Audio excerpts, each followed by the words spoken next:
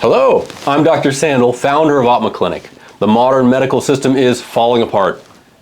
To fix it, we need to change how we think about health, illness, and the practice of medicine. Welcome to the show, Talking Shift, where we discuss radical new perspectives on health, illness, and the practice of medicine. Joining me again today is David Lovely, integrative therapist at Optima Clinic. Thank you very much for being here. Always fun, always a pleasure. I wanted to pick your brain about meditation. Okay. Meditation, I think, has a complicated reputation. I would agree. It's daunting to people.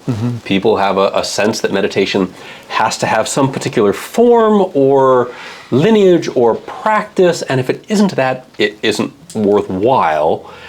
And one of the things that we really need to shift our perspective on as a healthcare system is A, that meditation is valuable, and B, it is something that everybody can accomplish. Your thoughts on that? Yes. To that point, that it has this stigma or idea that if it's not a certain way, then I'm doing it wrong. And I wrestled There's a lot of with self-consciousness. Yeah, I wrestled with that for quite some time in my own development and practice. And so, just being able to really transform that or shatter that and say, no, like anything that you can just begin to do in a focused place can be beneficial for you and is a form of meditation. So let's make that concrete for people. Yeah. You know, there's an interesting little turn of phrase there. It's like people are self-conscious about their meditation, which is almost in one sense perfect, because meditation should be a tool to self-consciousness, but maybe not in that way. You know, we don't want to have people be inhibited, but rather we want to appreciate that our own awareness of ourself, be that positive or negative, is in fact meditation. So how do we make this concrete for individuals? If someone wants to get into meditation, they're like, yeah, I've heard about meditation. I know that it might be useful for me, but I don't know how to get into it. What would you tell someone?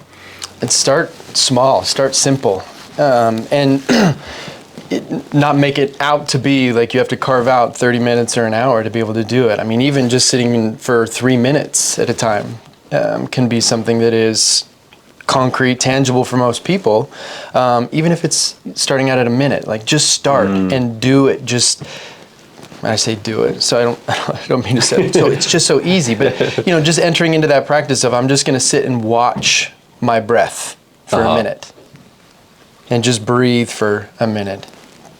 Nothing more complicated. Just literally breathe and watch that process. And when I say watch that, what I mean by that is, I'm with the breath. I'm inhaling and I'm following the breath, and I'm exhaling and I'm following the breath. I'm consciously aware of what I'm doing just in that moment. My mind might try to bounce all over the place. That's okay.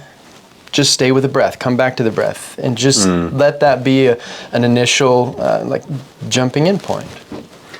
And is that more or less effective than another type of meditation? I think people have this sense that they need to go to their own little monastery setup and they need to have an hour and a half. There's a lot of it needs to be this for it to be effective. What is your sense of the effectiveness of that 1 minute of just watching the breath? What does that do? I mean, what can people look for? Yeah, I mean, just as kind of a state of relaxation, a state of peace. There might even be, it's going to vary. When I think about my practices, and if I have 2 or 3 minutes to do it versus 10 minutes, 15 minutes or longer, there is a richness that's packed into no matter what we're doing, because there's also something behind. Even if I'm going to do something for a minute, that's more than I'm not doing it. If I was not going to do it, right? And so, a sense of clarity, a sense of peace, a sense of relaxation. You might also notice ease in your body for just that minute. A deeper breath of oh, wow, I didn't realize I was carrying tension in my body to that level. So there could be many things that arise that you begin to notice. You brought a cup in once that I really liked. And it had this cute little saying on it that says, relax your face forever. Yeah, for the rest of your life. Yeah. And it's interesting. We internalize or make unconscious or make automatic all of these different tensions in our body. And I love your point there that meditation can simply be noticing that we have attention somewhere. That itself is a form of meditation. And I think it's true, but maybe a little bit misleading that different types of meditation can get deeper. You know, and we're all perfectionists. And so we're like, oh, I need the thing. You know, I need to go travel to the Himalayas and, you know, do pranayam wearing a loincloth for 5 days straight. Like, okay, obviously there are, you know, great benefits to increasing our austerity, our extremeness of that. But I oftentimes think of that like going to the gym. You know, meditation is a practice. It's not something that we just are good at. It is literally something that we practice. It is our own practice that we spend time with and get better at. And if I go to the gym and I'm like, oh, I'm just going to start doing Olympic lifts, it's not going to feel right. I'm not going to get the benefit. And yeah, sure, I'd love to get to that. You know, that's great to be able to get there. But there's a whole bunch of little steps to get there. And each one of those steps is enjoyable.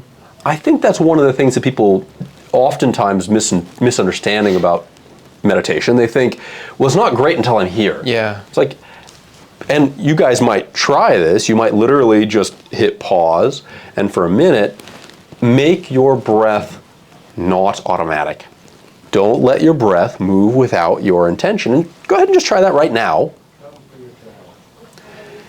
So, how did that feel, right? Like, that's awesome. Even just doing it, we're like, oh, yeah, there is something going on there. There's deep value in that. Yeah.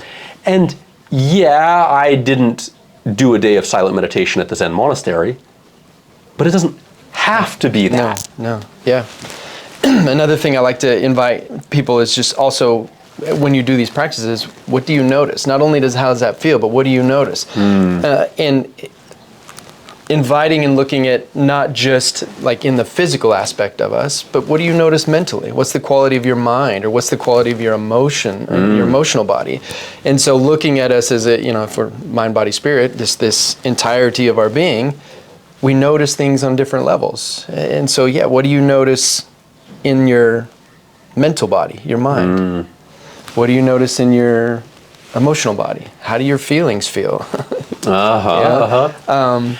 I really love that, bringing attention to that. We suffer, I think, in the West substantially from not having language around these things. How do your feelings feel? Obviously, that it's hard to communicate that. Like, the words don't really serve that.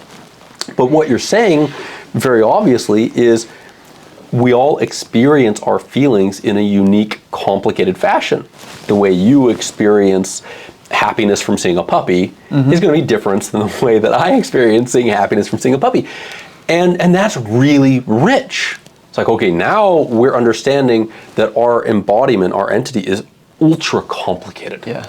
You know, I often think about a lot of physicality and neurochemistry and these sort of stuff. You know, that is just beginning to scratch the surface of how complicated we are. When we start to get more into the sense of subtle body or spirit, we're opening up a whole new can of complexity for which we literally don't have language in the West for. Yeah.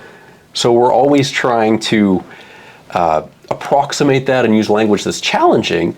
And maybe that's part of why I think in the West people have a hard time connecting with meditation, because it's like people in general feel that it has to have a particular form, and it's simply not true. Just that self-awareness of anything is meditation. If people take the time to practice any of that, that's meditation. Yeah. And for some people, sitting down and watching their breath may not be an avenue that's comfortable for them. It may not be a jumping in point for them. Maybe going for a little walk. And in that walk, just begin to notice. What are you seeing? Seeing things for the first time. Like, that level of mindfulness is also a meditation, because here I am being very focused on what I'm observing around me, and I'm seeing things differently. My mind is in a different place than if I'm just walking down the street unconscious or in an automatic pattern. You have literally expanded your consciousness, which I dare say is the definition of meditation. Yeah. That's an interesting point. We spend so much of our days on autopilot. Yes. And meditation fundamentally is turning off autopilot. There's that saying that one of the amazing things about human beings is that we experience such raw joy when we're children, and then we lose that as we get older. And I would contend that maybe one of the reasons that happens is due to a narrowing in of consciousness. We have an increasing amount of sort of habitual autopilot. And so things just aren't fresh and amazing. We don't default to meditation in the way we do when we're kids. You know, I look at my 1.5-year-old and everything's like, wow, this is awesome. You're like, oh, look at that. You know, and like, she's in this state of expanded consciousness. Everything is hitting in this bright way. Yeah. And I've seen that all before, and so I kind of ignore it. I'm like, yeah, it's a dog. You know, and that's in one sense a lack of meditation. So it's an interesting idea that we could go on a walk, and that's meditation because we're simply expanding our consciousness. And the pull there is that makes our life literally more powerful, literally more joyful, in the same way that we see children just exploding with awesomeness. It's like, that's available to people if they turn off autopilot. Kind of exciting. Yeah. And I mean, there's so many different pathways and avenues that we can go on. And really, I mean, there are so many forms of meditation. And so I think one way to shift that is like opening up and releasing the limitation that meditation has to look like this. Me sitting on a cushion, carving out time to really get centered and deep within this experience. It doesn't have to be that. Right. That's a big shift, I think. I think a lot of people need to hear that. Yeah. Take 3 minutes anytime during the day and just go and breathe. Or go sit and just begin to watch what begins to emerge in your mind. Because that's another thing I think that people might have, at least that have expressed to me, and I know this was true for me. When I first started meditating, I was under the impression that I needed to stop my mind. I was like, I got to stop thinking. You know, and so I got to sit here. It's a big ask. Oh my goodness. It was like, it's impossible. But so sitting and just watching the mind, because when we sit to begin to be still and be quiet, so much begins to emerge. And so your mind just starts spinning, ruminating, all of these thoughts are happening. And it's like, I can't do this for 3 minutes. That's overwhelming. I can't quiet my mind. It's uncomfortable, or it's not this state of peace. And people also get worried about having failed the exercise rather than, okay, I'm practicing and this is fine and I'm just experiencing. I'm literally present and conscious for this experience. There's some sense of external goal to that. It's like, oh no, I should have not had any thoughts for 3 minutes. I bungled it. And naturally, when we get frustrated, then we revert to our more defensive autopilot. So it immediately shuts down any potential meditation because we're frustrated. And so just being with that, as we move into the practice of it, it's like you will be able to observe this more and become less attached to what the mind is doing, and the mind is spinning and going here and thinking about what I need to do or what I ought to have done and what my to-do list and all of this noise. And we just begin to, there's a term, cultivating the observer or the witness, being able to watch the mind. And that's another component that has been very powerful for me in meditations, of not attaching to thoughts. And kind of being able to see them as clouds passing by in the sky. I was like, oh, that's a really pretty cloud. I'm caught in that thought. It's not you. No, it's just a thought. Right. And, I love that. And I can come back too. Like even if I get distracted by that, let's say my focal point is the blue sky and the clouds are my thoughts. I'm like, oh, there's a really pretty cloud. No, back to the blue sky. And we can keep bringing our mind back and gaining more agency and control over the mind. And that is another form of meditation. So I love that. I like the playfulness of that. And again, kind of thinking about children in that. Children are natural meditators. They don't have the sense of burden and complexity that we tend to pile on ourselves. They can be playful. They can look at a cloud, and they can look at the sky, and they can be conscious for all those things. There's not something that has to happen. I love that. I hope a big shift for people in how they think about meditation. What I would say is most important is that you just have some type of practice. If I had just 3 minutes a day to work towards achieving my meditation goals, here's exactly what I would do. I would literally stand up or sit down or wherever I was at that time. I said, 3 minutes I'm commuting, or 3 minutes I'm sitting down in a chair having a cup of tea, wherever I have 3 minutes. What I would do is I would simply make my breath not automatic. I would literally just, I'm pulling it up, and I'm letting it down. Take conscious control of my breath. That's it. That's what I would do with 3 minutes a day. There's this whole system of breath meditation called pranayama that I just find thrilling. For me, that's like, it's like going to the gym in the sense that it's a sort of obvious practice that for some reason it's easy for me to plug into. It just talks to me, and every single time I do it, I get better.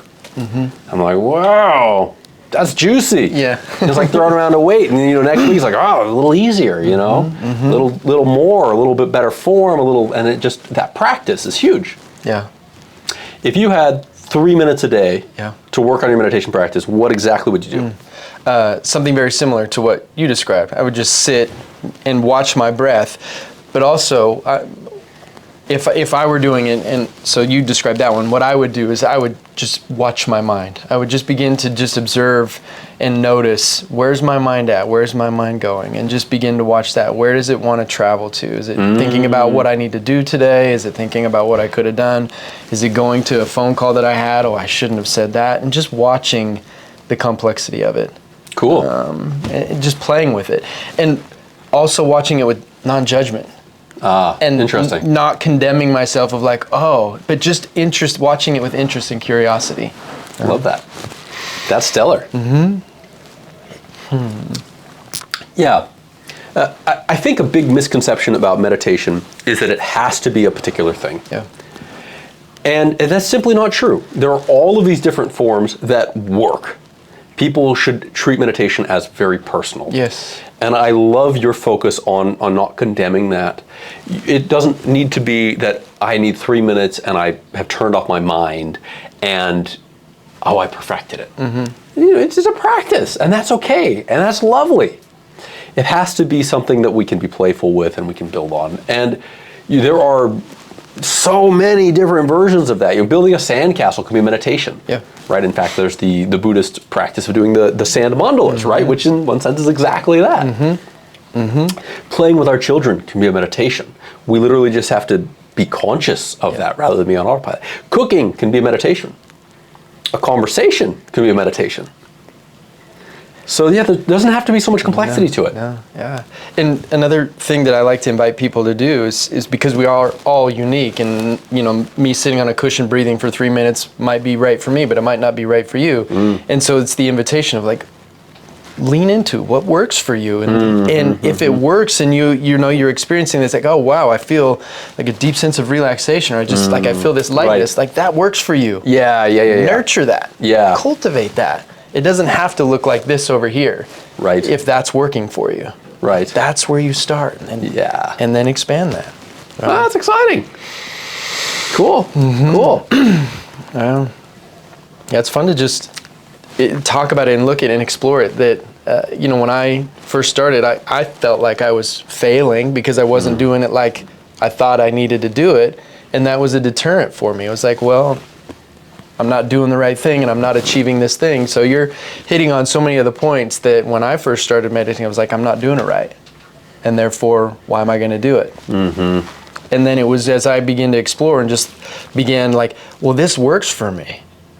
And I just started kind of trusting in myself a little bit more of like, oh, well, this is providing me with a result that like I feel good with. Keep doing that. Meditation is such an internal process, and we live in such an external society. When we look at what gets emphasis in our society, there is so much marketing and propaganda, so much this is the way it is for everybody, sort of normalization across the mean.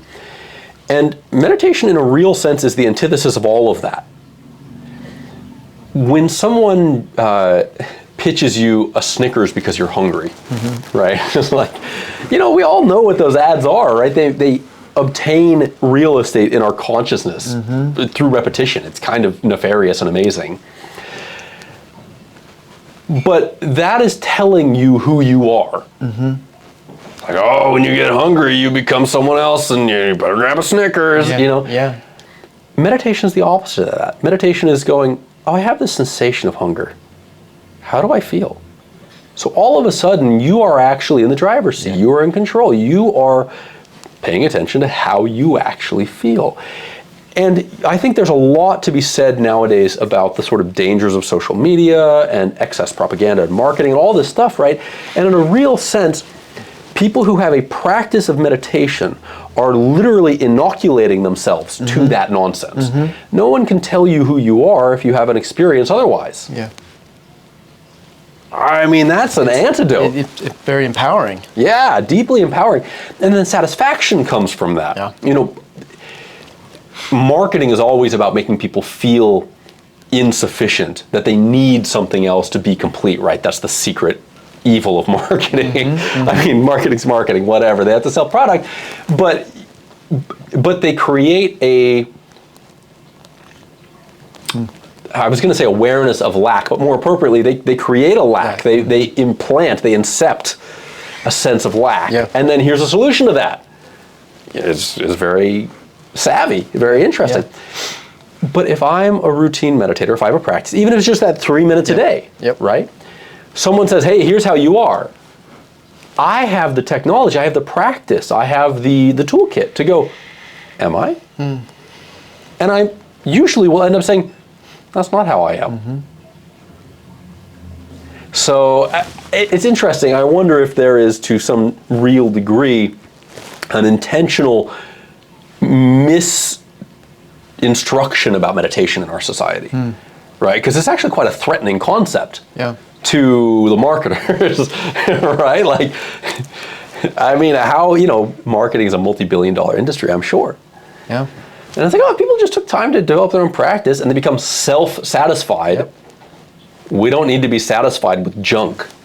I don't need fast food. I don't need the newest iPhone. Gadget. Right?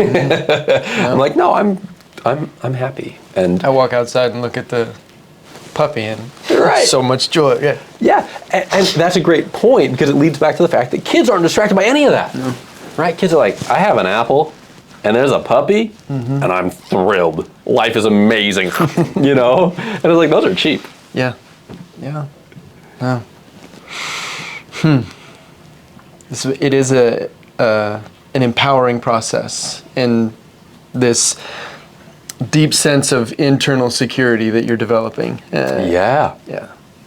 I like how you say, essentially inoculating yourself from outside suggestion and saying, like, no, I have, the agency is returned to self. And if we don't know who we are, if we don't spend time asking that question, and how do we ask it? We ask it through a practice. We're not great at it. It's challenging. Like you said, the mind goes all over. But if we practice asking that question, eventually we start to get answers. And, you know, little bit by little bit, it's hard. It's hard work. But it's joyfully done, you know, with that childlike joy of exploration. And at some point we start to go, whoa, I'm quite potent. I have all this within me. I don't need to perform that for someone else or purchase that, because I can ask, you know, what makes me happy? Is an iPhone going to make me happy? You know, when we check in, you know, we pause, we turn off autopilot, and all of a sudden I go, nah, my iPhone 12 is fine. You know? It is there's such a sweetness to it and a richness to it, just even having the conversation and being able to, you know, consciously check in and be aware of the breath, like naturally noticing the lift in consciousness that happens. Yeah. I mean, even in the conversation that we're having right now, feeling the spaciousness that is here. Yeah. It's beautiful. It is. And I think back to those times before I really developed and cultivated my practice of meditation, and to see how busy my mind was. How that impacted anxiety and depression and those things, to then experience how I experience things now with a meditation practice. It's like, it's night and day, truly. It's amazing. I'll say it's one of the greater gifts that I've given to myself, to have a practice. I think it's hard for people to understand what you're saying. it is very truly an experiential thing, and it's night and day. It's a completely different thing. People who don't have the experience that you're describing can't understand that. Yeah. I'm kind of reminded of other types of wisdom. Like, I'll talk to elders, and elders will say, oh, you think time is going quickly now. Just wait until you're my age. And I think everybody has heard that. Yeah. And I heard that when I was a teen, and I was like, get out of here. And now that I'm a little older, I'm like, okay, hang on, I'm starting to get some glimpse of that. So probably that's going to get more so. I'm almost able to hear it. There's some inkling of that. And so hopefully when people hear you talking about this, they start to go, yeah, right. But also they start to go, wow, maybe I should try it, right? Like maybe they get excited about maybe trying the experiment. Take that 3 minutes we talked about, and as David was saying, just watch the mind. Or as I was saying I might do for myself, watch your breath. Find the thing, go for a walk, try that. And if you have the experience, well, that's different.